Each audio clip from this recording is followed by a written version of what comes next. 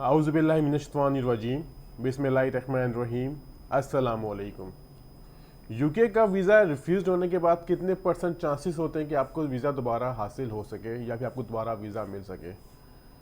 जिन लोगों ने हमारा Facebook page sky immigration consultants follow किया हुआ है, लाइक किया है, वो देखते होंगे शायद ऐसा कोई दिन नहीं है कि जब हमारी कोई ना कोई अप्रूवल आ रही हो या हमारे वीज़े ग्रांट हो रहे हो। अल्हम्दुलिल्लाह, ये आप सबका सबसे पहले अल्लाह ताला का शुक्र है, उसके बाद आप सबकी मेहरबानी है जो अब हमसे हमारी सर्विस पे एतमाद करते हैं। अब मैं अपने पॉइंट पर आता हूँ कि कितने परसेंट चांसेस होते हैं। देखें, सबसे पहले तो बात ये कर लें कि यूके जो है, अक्सर लोग ये कहते हैं जी कि जब वीज़ा रिफ्यूज़ हो जाए तो उस पर नो राइट ऑफ अपील और no right of administrative review होता है। बिल्कुल ऐसा ही है, ये सब पे लिखा होता है। ये नहीं कि आपके रिफ्यूज़ल पे लिखा हुआ है, ये सबके रिफ्यूज़ल पे लिखा होता है। पर मगर आप इसके खिलाफ यानी इसके अगेंस्ट एक होता है प्री एक्शन प्रोटोकॉल, जिसे पैप कहते हैं, जिससे आसान लफ्ज़ों में लोग अपील भी कहते हैं। ठीक है, अपील का मतलब क्या होता है कि आप जब आपका केस कहीं से मतलब डिनाई हो जाता है, मुस्तरद, आप उसके खिलाफ अपर ट्रिब्यूनल में जाते हैं, उनको रिक्वेस्ट कर जाके इसको देखें। इसको हम अपील भी कहते हैं और प्री एक्शन प्रोटोकॉल भी कहते हैं, पैप। आप उनसे उनको अपनी लिख के भिजवाते हैं पैप लेटर, उनसे दरख्वास्त करते हैं ये चीज़ें ऐसी हैं, वैसी हैं, वैसी हैं। अब हुआ क्या, हुआ ये कि अगर आपका केस इतना स्ट्रॉन्ग था तो वो रिफ्यूज़ ही नहीं होना चाहिए। लेकिन अक्सर ऐसा होता है कि वीज़ा ऑफिस आपका केस प्रॉपर असेस नहीं करता, रिव्यू नहीं करता, देखता नहीं है, डॉक्यूमेंटेशन वेरीफाई नहीं करता। क्या आपने कभी सोचा इसकी मेन वजह क्या है? इसकी मेन वजह है ये है कि आप जो इतना लंबा चौड़ा उसको वीज़ा रिक्वेस्ट लेटर दे देते हैं, आप उसको इतनी डिटेलिंग डॉक्यूमेंटेशन देते हैं। अगर आप पॉइंट टू पॉइंट रहेंगे ना, आप उनसे पॉइंट टू पॉइंट बात करेंगे तो उससे आपको अपना फ़ायदा होगा। आपको फ़ायदा क्या होगा? उससे फ़ायदा ये होगा कि जो वीज़ा ऑफिसर है वो देखेगा जो बंदे ने बात बताई है वो करता क्या है, जॉब क्या है, करती क्या है, बिजनेस क्या है, जॉब क्या है, फैमिली सर्कमस्टेंस क्या है, एसेट्स क्या है, यानी जो पॉइंट टू पॉइंट है वो आप करेंगे तो वो होगा। इसलिए आपका वीज़ा रिफ्यूज़ल के चांसेस बहुत कम से कम होंगे। लेकिन अनफॉर्चुनेट जब उसमें डिटेलिंग दे दी जाए तो वीज़ा ऑफिसर उसमें चीज़ें पे कीड़े मकोड़े निकालना शुरू कर दे, जिससे आपका वीज़ा रिफ्यूज़ हो जाए। बहरहाल बात करते हैं, आपका वीज़ा रिफ्यूज़ हो गया, अब आप उसकी पैप कर सकते हैं प्री एक्शन प्रोटोकॉल। अब इसका रिस्पॉन्ड कितने अरसे में आता है, पहले बात करूँगा इसके रिस्पॉन्ड आते क्या हैं।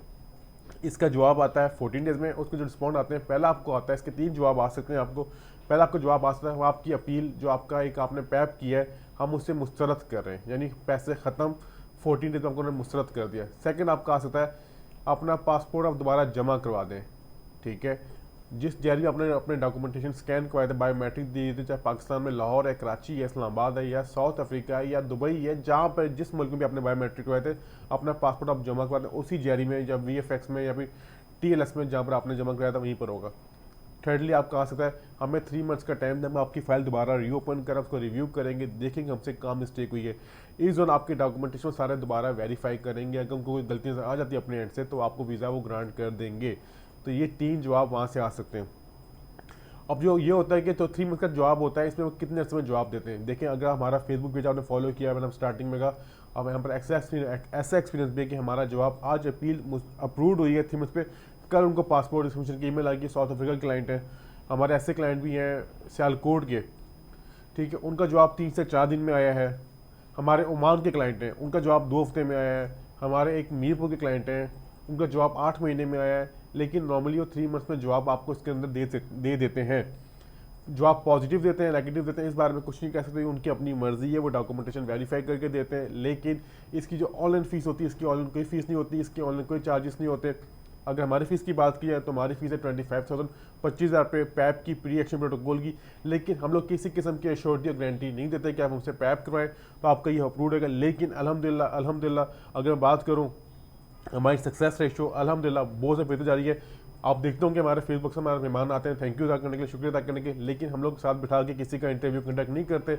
इंटरव्यू से कंडक्ट करने से क्या होता है, वो ये होता है आपका जब इंटरव्यू वायरल हो जाएगा जो उसको फिर आपके पास मजीद क्लाइंट आते हैं। अब जरूरी नहीं कि सबके अप्रूव्ड हो, ऐसा मुमकिन नहीं। तो हम लोग कोशिश करते हैं कि हम लोग डाउन टू अर्थ रहें, हम लोग वही चीज़ें डिक्लेयर करें या फिर हम आगे इन्फॉर्म करें जो हमारे बस की बात है। लेकिन हम लोग कभी किसी को नहीं कहते कि 100% वीज़ा रेशो है, पैप करवा लें, ऐसा नहीं है।